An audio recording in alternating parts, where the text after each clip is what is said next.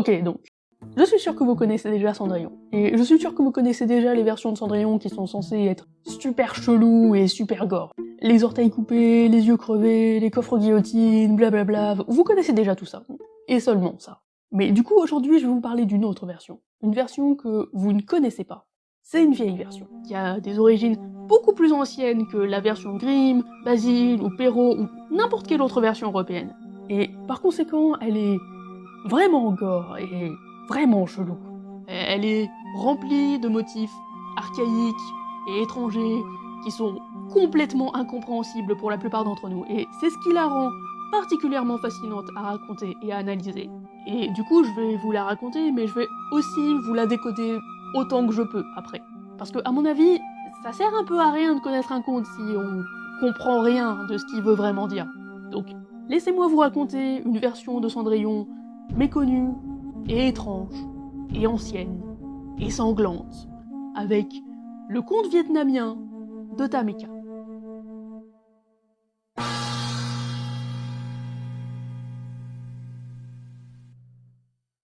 Il était une fois... non, attendez, j'ai quand même deux précisions à faire avant de commencer.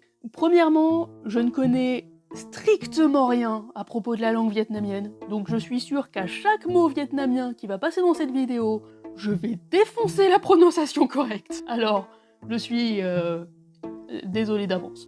Et deuxièmement, je dois vous rappeler qu'il existe différentes versions de ce conte, comme pour tous les contes, et que certaines peuvent même un peu se contredire entre elles. Donc en ce qui me concerne, dans cette vidéo, je me suis principalement basée sur la version publiée par l'École française d'Extrême-Orient en 1907, parce que pour moi c'est la version la plus authentique que j'ai trouvée, mais j'y ai quand même mêlé des éléments de deux autres versions célèbres, et si je continue comme ça je vais vous perdre, alors je vais m'arrêter là, et si vous voulez plus de détails, les références sont en description. Mais bref, juste pour dire, je vais vous faire un résumé que je trouve plutôt représentatif du conte, mais rappelez-vous quand même qu'il y a d'autres versions et que ça se limite pas uniquement à ce que je vais vous dire. Maintenant que ça c'est dit... Il était une fois deux sœurs.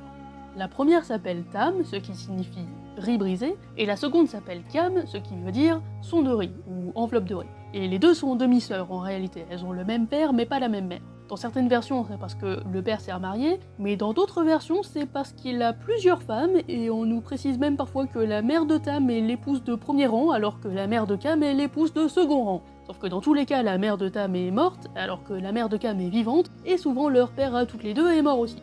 Donc Tam se retrouve seule avec sa belle-mère et sa demi-sœur, et bien sûr, elle est trop, et donc elle est maltraitée et obligée de faire toutes les tâches ménagères.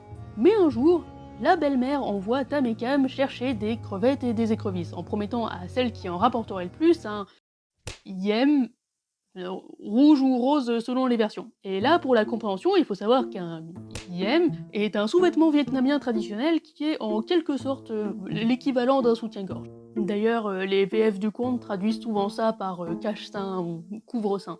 Bref, celle qui rapportera le plus de fruits de mer aura droit à un soutif, et donc Tam et Kam partent en pêcher dans les rizières. Pas les soutifs, hein, les fruits de mer. Mais quand elles y sont, Kam s'aperçoit que sa sœur récolte plus de crevettes qu'elle, et donc elle décide de la piéger. Elle lui dit « Oh, tu es pleine de boue, tu vas te faire gronder, alors tu dois plonger dans l'eau pour te laver. » Et pendant que Tam va se plonger dans l'eau, elle lui vole ses crevettes et ses écrevisses et elle repart. Alors, quand Tam ressort de l'eau et qu'elle s'aperçoit qu'elle lui a volé toute sa pêche, elle se met à pleurer. Mais là, Bouddha, Bouddha en personne, arrive et la console. Il lui dit notamment de regarder dans sa corbeille pour voir s'il reste un poisson, et effectivement, elle y trouve un goby.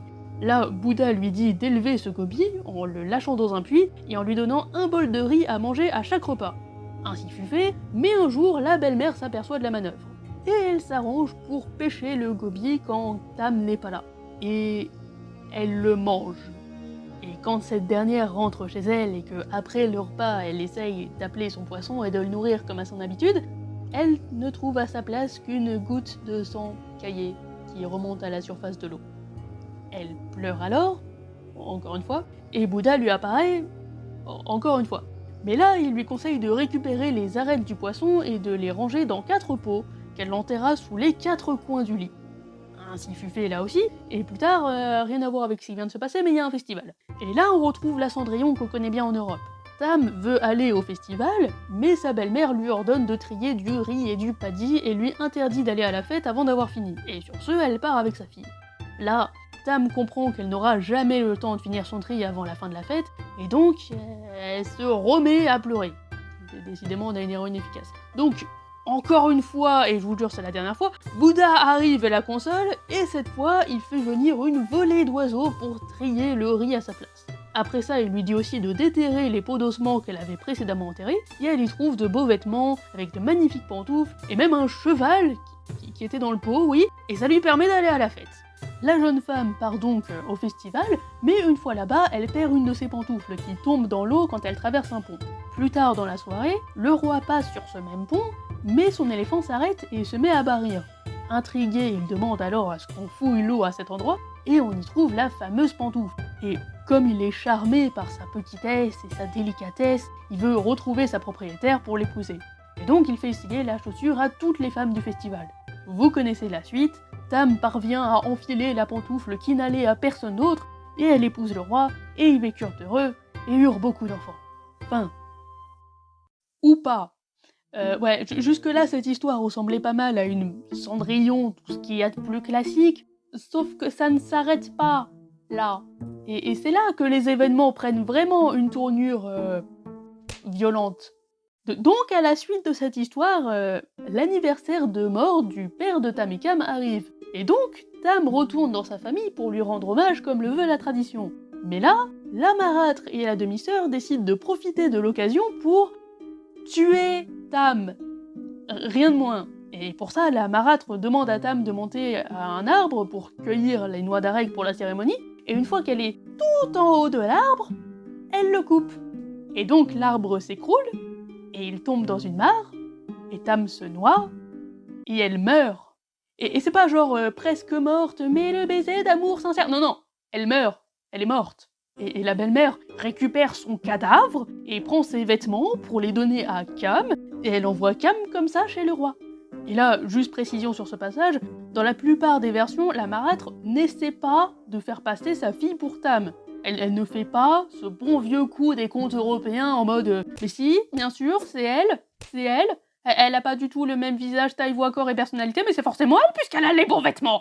Non, là, elle envoie juste Cam, habillée des vêtements de Tam, pour annoncer sa mort au roi, en racontant que c'était un accident, bien sûr, et pour lui dire qu'elle va la remplacer, puisqu'elle est sa sœur, et que du coup c'est presque pareil. Et ça marche. Donc, Tam est morte, et Cam a pris sa place comme épouse du roi, donc les méchants ont gagné et l'histoire est finie, sauf que non, parce que Tam se réincarne.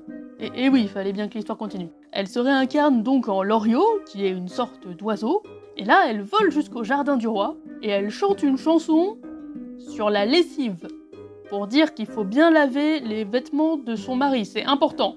Et le roi l'entend, et il dit « Ma femme était obsédée par la lessive, alors c'est forcément elle !» et... non, ok. En vrai, il dit « Loriot, si tu es ma femme, rentre dans ma manche !» Et elle le fait. Ok. Et donc le roi recueille l'oiseau, et il l'écoute chanter tous les jours sur la lessive, et il se détourne alors de sa nouvelle femme, Cam. Alors, sur les conseils de sa mère, Cam décide de retuer Tam. Donc un jour où le roi n'est pas là, elle ouvre la cage de l'oiseau, et elle le prend, et elle le tue. Et ensuite elle le fait cuisiner, et elle le mange. Mais elle jette les plumes qui restent dans le jardin, et à cet endroit poussent 2 péchés.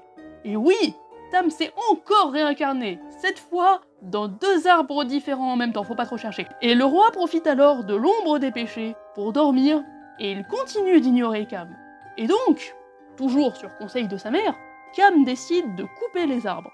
Mais, en vrai, vous savez ce que ça veut dire, c'est déjà la 3e fois qu'elle meurt. Oh mon Dieu, ils ont tué Tam. Espèce d'enfoiré! Cam utilise le bois des arbres pour fabriquer un métier à tisser. Mais quand elle essaye de s'en servir, une voix en sort et dit « Tu m'as supplanté, moi ta sœur aînée, je te crèverai les yeux !» Alors elle brûle le métier à tisser, tu m'étonnes, c'est putain de terrifiant, mais cette fois, elle jette les cendres sur la voie publique. Et cette fois, un plaque minier pousse à cet endroit, et il ne produit qu'un seul et unique fruit. Un jour, une vieille dame passe dans le coin, et comme elle apprécie l'odeur du fruit, elle lui demande de tomber dans son sac en lui promettant de ne pas le manger. Le fruit tombe donc, et elle le ramène chez elle. Et à partir de là, elle reçoit magiquement des bienfaits au quotidien. À chaque fois qu'elle rentre chez elle, le soir, elle trouve du riz, du bouillon, des chics de bétel et du thé déjà tout préparé, et en plus le ménage est fait. Donc bon, c'est plutôt cool, manquerait plus que ça fasse le café ce truc, mais la vieille dame se demande quand même ce qui se passe. Alors un jour, elle fait semblant de partir pour revenir chez elle juste après. Et là, elle regarde à l'intérieur, par la fenêtre, et elle voit une magnifique jeune fille en train de faire les tâches ménagères. Alors, la vieille dame rentre d'un coup, et la prend dans ses bras, elle déchire aussi la peau du fruit, et tout ça a pour conséquence de définitivement ramener Tam à la vie. À partir de là, la vieille dame adopte Tam comme sa fille, et plus tard, aucun rapport, mais le roi passe par là. La vieille dame lui offre alors des chics de bétel, et le roi reconnaît la manière de les préparer de Tam, en forme d'aile de phénix. La vieille dame lui dit alors que c'est sa fille qui les a faites, et elle lui présente Tam, et bien sûr, le roi la reconnaît. Alors il ramène Tam au palais, et ils sont remariés, et donc finalement, tout est bien qui finit bien. Sauf que Tam veut se venger. Genre, vraiment. Donc, quand elle revient au palais, Cam, qui est toujours là, n'est pas étonnée de la voir ressusciter, mais par contre elle est très étonnée de sa grande beauté. À chacun son sens des priorités. Et donc elle lui demande quel est son secret. Alors, Tam répond que si elle veut être belle, elle doit faire tout ce qu'elle lui dit. Et là-dessus, elle ordonne à ses serviteurs de creuser un trou profond. Et ensuite, elle fait bouillir de l'eau. Et elle dit à sa sœur de descendre dans le trou. Et une fois qu'elle y est, elle fait verser l'eau bouillante dedans jusqu'à ce que Cam meure ébouillanté dans d'atroces souffrances. Et après ça, elle récupère son cadavre et elle en fait de la sauce de poisson. Sauf que du coup, c'est de la sauce d'humain, mais le procédé de fabrication est le même. Donc concrètement, ça veut dire qu'elle a coupé en morceaux le cadavre de sa sœur, et qu'ensuite elle a mélangé ces bouts de cadavre avec du sel, et qu'encore après, elle l'a laissé macérer et fermenter pendant des mois dans une jarre jusqu'à obtenir une bonne sauce. Et après ça, elle donne cette sauce à sa belle-mère. Et elle lui envoie en lui faisant croire que ça vient de sa fille. D'une certaine façon, c'est pas complètement faux. Et la marâtre mange tous les jours cette sauce qu'elle trouve excellente, jusqu'à ce qu'un jour, un corbeau se pose sur le toit de la maison et s'exclame « Comment ? Tu manges la chair de ton enfant et tu la trouves délicieuse ? Donne-moi un peu s'il t'en reste encore !» Et la marâtre peste contre l'animal en disant qu'elle a bien le droit d'apprécier le cadeau que sa fille lui a envoyé. Mais quand elle va finir la sauce et qu'elle regarde au fond de la jarre, elle voit la tête de Cam. Et sous le choc, elle meurt de douleur. Fin. Ok, donc, qu'est-ce qui s'est passé ? Pourquoi c'est aussi chelou ? Eh bien, il y a une explication parfaitement logique. En fait...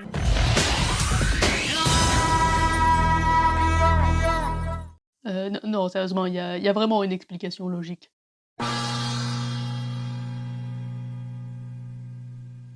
Alors, ce qui est intéressant avec le conte de Tam et Cam, c'est qu'en fait, il rassemble tous les courants de pensée qui ont influencé le Vietnam. Donc, le confucianisme, le taoïsme, le bouddhisme, et même les premières croyances du pays qui existaient à l'âge de bronze, mais qui ont laissé des traces jusque dans la société moderne, et qui ont continué à exister dans certaines minorités ethniques. Et du coup, pour décortiquer tout ça, on va s'y prendre petite sous-partie par petite sous-partie, parce qu'il y a beaucoup de choses à dire. Le confucianisme, c'est une philosophie morale qui prône le respect des rites, des traditions, de la hiérarchie et de la famille. Elle impose notamment le respect de 3 liens pour organiser la société, souverain et sujet, parents et enfants, et mari et femme. Et d'une façon plus générale, elle dit aussi de respecter la hiérarchie entre les aînés et les cadets, la piété filiale, et le respect de 5 vertus cardinales, l'humanité, la justice, l'étiquette, la sagesse et la loyauté.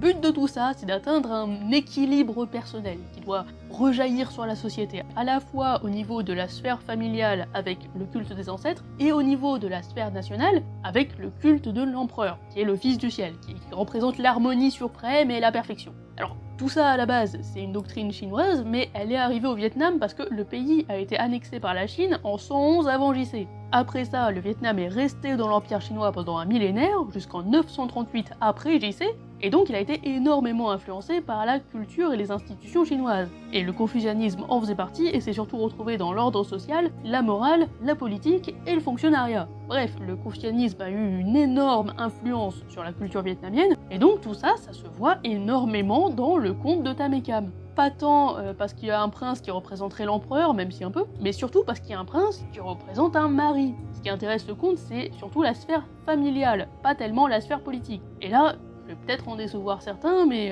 le sens profond de Tam et Kam par rapport au confucianisme, c'est d'apprendre aux filles à être de bonnes épouses dans une société patriarcale. Yep. Et c'est entièrement la faute du confucianisme, c'est pas la mienne. Mais oui, Tam et Kam, ça servait à enseigner et renforcer les normes sociales autour de la féminité. Ça montrait aux femmes ce qu'elles devaient être et ce qu'elles devaient faire pour être des femmes correctement. Et pour comprendre ça, il faut savoir que le confucianisme est un système extrêmement sexiste. Dans ce système, les femmes doivent respecter tous les principes de vertu que tout le monde doit suivre, mais en plus, elles doivent aussi respecter 4 vertus supplémentaires par rapport aux hommes, c'est-à-dire le savoir-faire domestique, la juste beauté, le savoir-parler et la conduite morale. Et encore en plus, les femmes doivent aussi respecter les 3 servitudes. Obéir à son père avant le mariage, obéir à son mari une fois marié, et obéir à son fils aîné après le décès du mari. Donc concrètement, dans le confucianisme, les femmes ne sont destinées qu'aux travaux domestiques et à la procréation, et elles doivent passer toute leur vie à obéir à un homme dans leur maison. Voilà, que ça me plaise ou non, ça ne change rien. Et donc, c'est l'exemple que nous montre ce conte. D'ailleurs, il va même s'arranger pour nous représenter exactement les 4 vertus féminines et les principes essentiels du confucianisme. Au début du conte, Tam est maltraitée par sa marâtre, mais elle ne proteste jamais, parce qu'elle respecte la hiérarchie familiale et donc l'autorité de ses parents. En revanche, la marâtre et sa fille, qui sont des repoussoirs, qui sont l'exemple de ce qu'il ne faut pas faire, elle ne respecte pas cette hiérarchie confucienne, parce que la marâtre ne s'occupe pas bien de l'enfant dont elle a la charge, et pire encore, parce que Kam ne respecte pas Tam, alors qu'elle est sa sœur aînée et qu'elle est censée respecter ses aînés. Aussi, au début du conte, Tam fait toutes les tâches ménagères, ce qui fera d'elle une bonne femme, qui respecte la vertu confucienne du savoir-faire domestique. Alors que Kam, qui ne fait rien, va être une mauvaise épouse. Un peu plus tard dans l'histoire, l'héroïne obtient des parures qui la rendent magnifique pour le festival, et elle épouse le roi grâce à l'épreuve de la petite chaussure. Et à ce moment-là, on reconnaît la vertu de la juste beauté. Dans cet épisode, ce sont les petits pieds de Tam qui lui permettent de réussir l'épreuve et c'est ce qui plaît au roi. Et évidemment, on retrouve là-dedans l'influence de la culture chinoise, où les petits pieds étaient un symbole de beauté, d'érotisme, de féminité, au point d'imposer à toutes les filles de se mutiler les pieds par la pratique du bandage. Mais pour précision, le bandage des pieds n'a pas été pratiqué au Vietnam, ils n'ont pas imité la Chine là-dessus, ils n'ont pas été jusque-là. Mais ils considéraient quand même les petits pieds comme un critère de beauté féminin, juste des pieds naturellement petits du coup. Donc Tam, en tant que modèle de féminité, a naturellement des petits pieds, et elle illustre comme ça la vertu de la juste beauté que doit avoir une bonne femme. Et plus tard dans le conte, on retrouve d'autres éléments qui servent à transmettre encore la morale confucéenne. Quand l'héroïne revient célébrer l'anniversaire de mort de son père, elle respecte le culte des ancêtres, plus le principe de piété filiale et de respect de la famille, donc elle a tout bon dans la vertu de la conduite morale. Au contraire, quand la marâtre décide de profiter de l'occasion pour la tuer, elle pervertit ce rite et rejette son devoir familial, tandis que Kam respecte encore moins sa sœur aînée. Donc ça en fait encore les repoussoirs à ne pas imiter. Et ensuite, quand Tam se réincarne, tout ce qu'elle fait suit encore les principes confucéens de la bonne épouse. Dans toutes ses réincarnations, elle sert son mari. D'abord, quand elle est oiseau, elle revient en palais, en demandant à ce qu'on fasse correctement la lessive de son mari, parce qu'une femme est censée habiller sa famille et faire les tâches ménagères. Ensuite, elle chante pour son mari, pour le distraire, et là on peut reconnaître la vertu du savoir parler. Et ensuite, quand elle est un arbre, elle lui fait de l'ombre, elle se charge de lui donner un endroit agréable pour se reposer. Et encore ensuite, quand elle est un métier à tisser, elle coud des vêtements, et donc encore une fois, elle habille sa famille. Et finalement, quand elle est une plaque mine, elle fait toutes les tâches domestiques chez la vieille dame qui la recueille, et donc elle tient parfaitement la maison et elle nourrit son foyer. Bref, ce conte est confucéen jusqu'au bout des ongles. Mais pas seulement, on y trouve aussi un deuxième courant de pensée venu de la Chine, le taoïsme.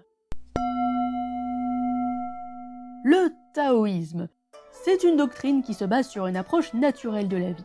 Et ça peut aussi bien être une philosophie qu'une religion. C'est notamment de là que viennent les concepts de yin et du yang, les 5 éléments, le chaos original, le Dao. Et l'éthique du taoïsme, c'est l'action sans effort, le non-artifice, la spontanéité. Et le but de tout ça, c'est de ne rien faire. Ou pour être plus précis, le but du mode de vie taoïste, c'est de laisser la vie s'écouler naturellement, c'est de se retirer dans la nature, vivre une vie libre et détachée. Et sur le plan religieux, le taoïsme n'est pas très structuré, ce qui laisse la place à des pratiques très variées, mais en gros, on cherche souvent la longévité, voire l'immortalité, avec des rituels magiques, des guérisons spirituelles, des sacrifices, et il faut ajouter à ça tout un tas de pratiques de divination, de sorcellerie, des rituels pour chaque étape de la vie, et aussi la vénération de plein de divinités qui sont hiérarchisées comme l'empereur chinois et sa cour, et qui varient selon les endroits.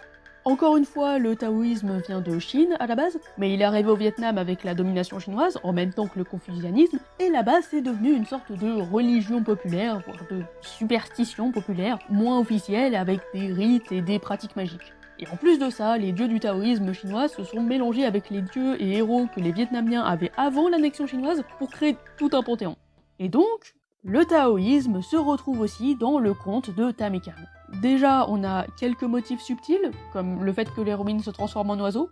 Dans le taoïsme, les oiseaux sont un symbole d'immortalité, et c'est un concept hyper important dans cette spiritualité. Donc c'est pas un hasard si l'héroïne devient un oiseau quand elle ressuscite après sa mort. De la même façon, on peut souligner le fait qu'elle se réincarne en péché. C'est pas présent dans toutes les versions, mais le fait que ce soit précisé dans certaines d'entre elles, alors que c'est un détail complètement inutile à l'histoire, ça nous indique que les péchés en particulier avaient une importance symbolique qui valait le coup d'être précisée pour certains conteurs.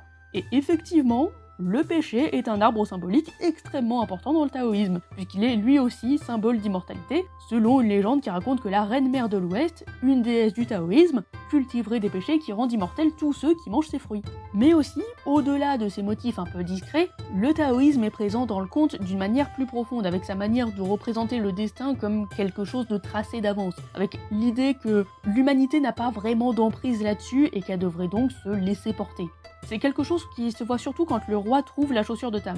S'il la trouve, c'est parce que le destin, arrangé par les dieux, l'a voulu.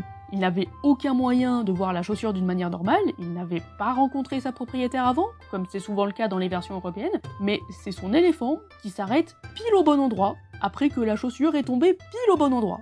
Et là-dessus, il faut souligner qu'au Vietnam, les éléphants sont considérés comme un symbole d'intelligence et comme une monture royale et divine. Donc on peut penser qu'il y a une influence divine dans le fait que l'éléphant s'arrête. Et donc, dans cet épisode, Tam ne fait rien volontairement pour épouser le roi, mais c'est le destin qui lui permet de faire ça. Et c'est vraiment taoïste comme mentalité. Cela dit, le conte est aussi influencé par le bouddhisme, et donc en plus du destin, il y a aussi le karma qui joue. Le bouddhisme est évidemment une religion que vous connaissez déjà à un minimum. Alors concrètement, les croyances peuvent varier, il y a différentes écoles comme le zen ou le tantra par exemple, mais en général, ça tourne autour des 4 nobles vérités, du chemin octuple, du karma et de la réincarnation. L'idée des 4 vérités, c'est basiquement de dire que la vie est souffrance, mais que cette souffrance est provoquée par le désir, et qu'il suffit donc de suivre les préceptes du bouddhisme avec le chemin octuple pour ne plus avoir de désir et donc ne plus avoir de souffrance.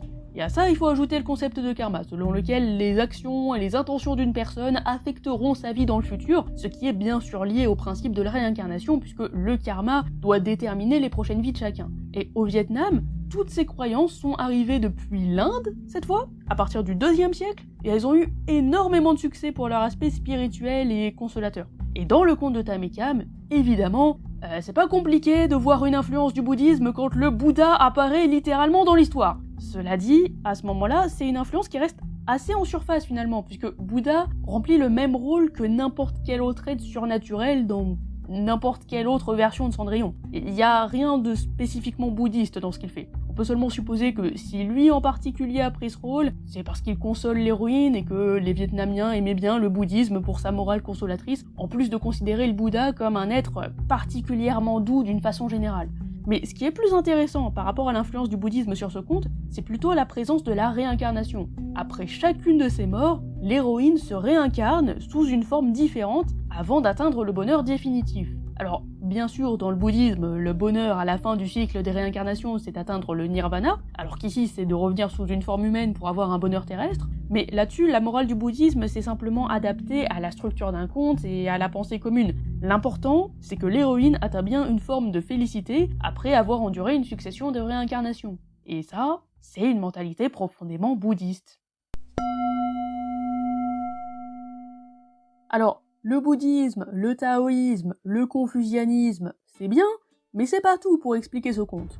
Il y a un autre truc particulièrement intéressant avec lui, c'est qu'il contient la trace de coutumes archaïques du Vietnam, qui étaient là avant l'annexion chinoise, qui remontent à l'Antiquité voire à la préhistoire, et qui sont parfois restées dans certaines minorités ethniques jusqu'à aujourd'hui. Par exemple, le fait que l'héroïne se transforme toujours en arbre ou en oiseau dans sa réincarnation a sûrement été influencé par ses anciennes croyances. Alors, on a vu que les oiseaux et les péchés sont un symbole d'immortalité dans le taoïsme, mais il se trouve que les oiseaux et les arbres en général étaient aussi vénérés par les Vietnamiens à l'époque primitive. Et dans ces croyances, les oiseaux servaient aussi à symboliser les âmes humaines qui devaient rester éternelles après la mort du corps. Donc il est tout à fait possible que ces deux symboliques se cumulent ici.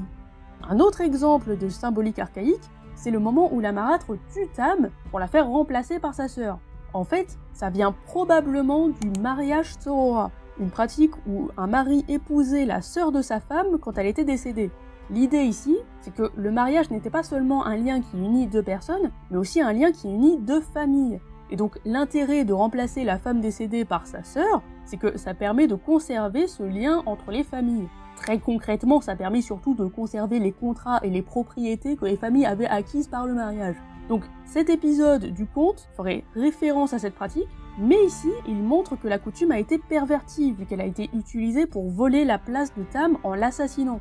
Ce qui signifie que non seulement la morale a été bafouée par la marâtre et la belle-sœur, mais qu'en plus c'est toute la structure sociale qui est menacée à cause des gens qui la détournent pour la pervertir. Et puis, un troisième exemple de trace des anciennes croyances vietnamiennes, c'est la situation de l'héroïne au début du conte. Sur beaucoup d'aspects, ce qu'elle vit rappelle le Lê Thanh Dinh, qui était un rituel de passage à l'âge adulte dans certains groupes ethniques du Vietnam. Pendant ce rituel, les filles devaient partir vivre loin de leurs parents, chez une femme plus stricte et plus âgée, qui devait leur apprendre comment devenir une bonne épouse. Pendant ce passage, les filles devaient subir toutes les tâches ménagères pour apprendre à les réaliser et elles devaient toujours obéir et travailler sans relâche. Ce qui rappelle évidemment la situation de Tam, qui doit faire toutes les tâches ménagères chez sa belle-mère. Pour être clair, on n'a pas de preuve définitive que le conte a été raconté au Vietnam dans l'objectif d'évoquer ce rite de passage. Mais en tout cas, la situation de l'héroïne a pu parler aux filles qui subissaient ce rite, et donc cet élément a pu nourrir la popularité du conte chez les Vietnamiennes. Et finalement, on peut finir notre décodage en parlant de symbolique. Dans cette partie, j'ai envie de rassembler tous les éléments qui sont profondément symboliques, qui se décodent avec la culture vietnamienne parfois, mais qui se rattachent à aucun courant de pensée en particulier. Et en fait, beaucoup de ces éléments symboliques cherchent à parler de féminité, de comment on devient une femme. Pas dans une perspective confucianiste cette fois, mais dans une perspective générale des Vietnamiennes de l'époque. Par exemple, le début du conte évoque de manière symbolique la fin de l'enfance pour une petite fille. Les deux sœurs partent pêcher pour obtenir un cache-sein, l'équivalent d'un soutif. Ce qui veut dire qu'à ce moment-là, elles se battent pour obtenir le premier accessoire de leur puberté, pour déterminer laquelle des deux sera une femme en premier. Tam échoue cette épreuve à cause de la tricherie de sa sœur, mais ensuite, elle trouve un gobi, et il se trouve qu'au Vietnam, c'est un poisson qui symbolise les petites filles. Du coup, Tam nourrit ce poisson, comme une mère qui s'occupe de son enfant, ce qui lui permet encore une fois d'accomplir un rôle de femme pour cette époque. Mais là, la marâtre mange le gobi, et donc symboliquement, elle tue la petite fille. Et le sang que Tam voit à la surface de l'eau est souvent interprété comme l'arrivée des règles et le traumatisme qui va avec. Donc Tam fait tout correctement pour être une femme, en faisant les tâches ménagères, en travaillant et en se comportant comme une mère, mais du coup, elle devient effectivement une femme, et ça implique de laisser difficilement son enfance derrière elle. Un autre motif très symbolique là-dessus, c'est la dernière transformation de Tam, quand elle se réincarne en fruit du plaque minier. C'est très signifiant par rapport au fait que Tam garde une essence et un rôle fondamentalement féminin malgré toutes ces transformations. La plaque mine, en vietnamien, se dit Thi, ce qui est un terme intermédiaire dans la plupart des prénoms féminins qui signifie la femme nommée bidule. Et en plus de ça, avec la variété de plaque mine dont il est question dans le conte, on peut voir une silhouette féminine quand on enlève la germe du fruit.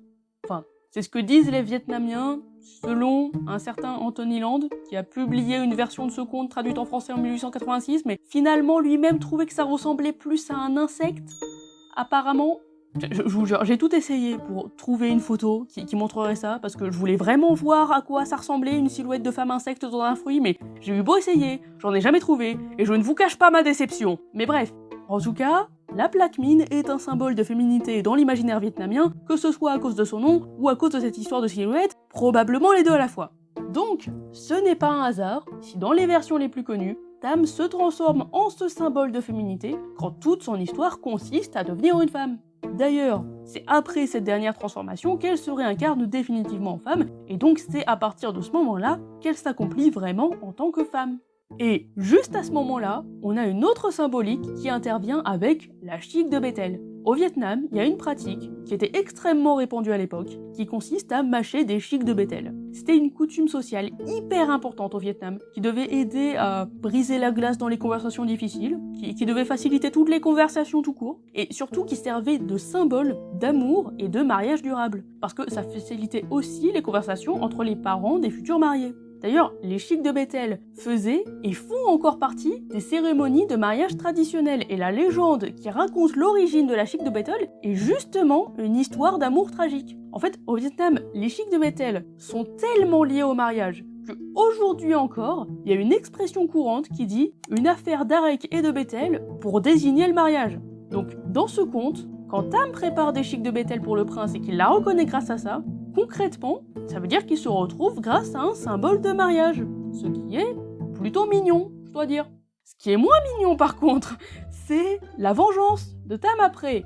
Donc, elle décide de tuer Cam et de la donner à manger à sa propre mère. Et c'est un motif surprenamment courant, n'est-ce pas ? Je veux dire, juste de tête, je peux citer plusieurs exemples similaires. Il y a la même chose qui arrive dans une version islandaise de Cendrillon, c'est aussi le cas dans Titus Andronicus, une pièce de Shakespeare. Évidemment, ça fait aussi penser au mythe de Chronos, même si cette fois c'est un père qui bouffe tes enfants. Ce qui est aussi le cas dans les Métamorphoses d'Ovide, et encore dans le conte bien nommé « Ma mère m'a tué, mon père m'a mangé ». Ouais, c'est plutôt courant. Malheureusement, j'ai eu beau chercher, je n'ai pas trouvé de symbolique définitive à ce motif qui a l'air étrangement universel. La meilleure étude que j'ai trouvée sur le conte de Tam et Cam, sur laquelle je me suis beaucoup basée pour faire cette vidéo, la structure du conte de l'héroïne persécutée, considère seulement que ce motif vient d'un autre conte et qu'il a été vidé de son sens ici pour simplement représenter une vengeance. Mais je trouve que c'est vraiment pas une analyse suffisante étant donné que cette vengeance-là en particulier revient dans la plupart des versions du conte, alors que c'est quand même un truc sacrément spécifique et un peu sordide. Seulement, en dehors de ça, j'ai seulement trouvé des interprétations psychanalytiques de ce motif et... Pourquoi j'aurais besoin de rajouter ? Je viens de dire que c'était une interprétation psychanalytique, je vois aucune raison de prendre ça au sérieux. Bref, au final, j'ai décidé d'essayer d'interpréter ça moi-même, en me basant juste sur quelques informations que j'ai pu trouver pendant mes recherches, notamment dans cet article-là, sur le motif de l'enfant cuit qui est relativement proche. Bref, ça va peut-être pas être fameux, mais j'ai pas tellement d'autres options, et au moins, je pourrais jamais faire pire que Freud.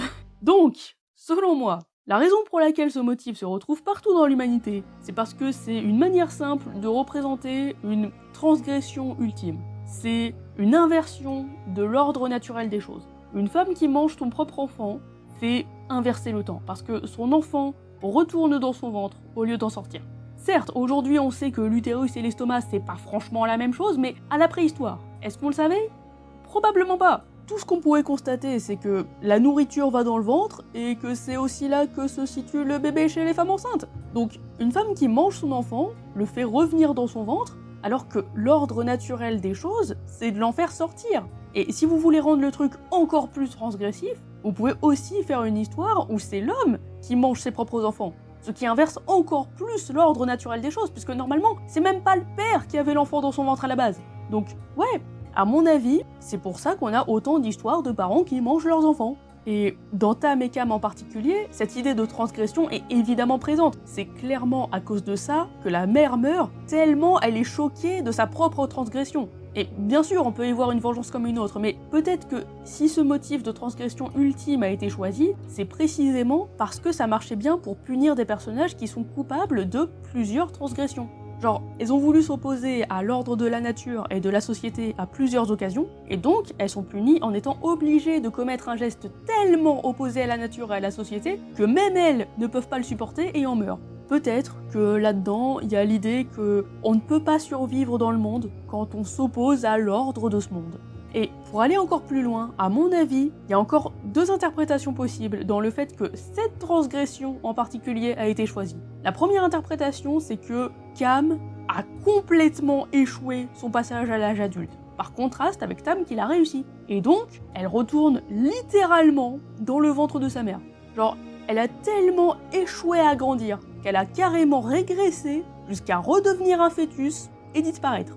La deuxième interprétation, elle, se concentre plus sur la belle-mère que sur la belle-sœur. L'idée, c'est de représenter une sorte de loi du talion. Tout à l'heure, je vous ai dit que quand la belle-mère mange le poisson de Tam, symboliquement, elle mange une petite fille. Elle mange un poisson qui symbolise une petite fille dans la culture vietnamienne, et dont Tam s'occupait comme si c'était son enfant, et qui a l'air de représenter l'enfance de Tam elle-même, puisque c'est à sa mort qu'elle découvre du sang qui est souvent interprété comme l'arrivée des règles. Donc, la belle-mère est coupable d'avoir détruit l'enfance de Tam dans tous les sens possibles du terme. Et ça se voit dans le fait qu'elle mange le poisson, parce qu'en le faisant, symboliquement, elle mange une petite fille. Mais donc, c'est une punition plutôt ironique de lui faire manger sa propre petite fille à la place. Donc la logique ici semble être on punit par là où on a péché, et œil pour œil, dent pour dent. Et peut-être que finalement, il y a encore l'idée du karma là-dedans. Voilà donc toutes les interprétations possibles que j'ai trouvées de cette fin incroyablement gore. Et je pense que je vais m'arrêter là dans l'interprétation du conte, parce que c'est déjà pas trop mal comme ça, je trouve. En vrai, je pourrais continuer encore longtemps. Pendant l'écriture de cette vidéo, j'ai eu toute une série de dilemmes à base de « J'ai vraiment besoin d'expliquer ce détail incroyable, mais si je me lâche, je vais en parler pendant 10 minutes alors que c'est pas si important que ça en réalité. » Et peut-être qu'en vrai, je suis aussi la seule qui le trouve aussi passionnant en étant juste une nerd. Donc j'ai dû faire des choix, souvent, mais je pense que le rendu final est pas trop mal équilibré. En conclusion, je dirais juste, les contes ont du sens, même quand ils ont l'air bizarres, et gore, et illogiques, et incohérents. En vrai, ils ont un sens. Et c'était souvent assez clair pour les gens qui les racontaient et qui les écoutaient au départ. Et si aujourd'hui, ils ont l'air de n'avoir aucun sens, c'est seulement parce qu'on l'a oublié, ou parce qu'il s'est perdu à la traduction. Donc ça peut être cool d'essayer de le retrouver.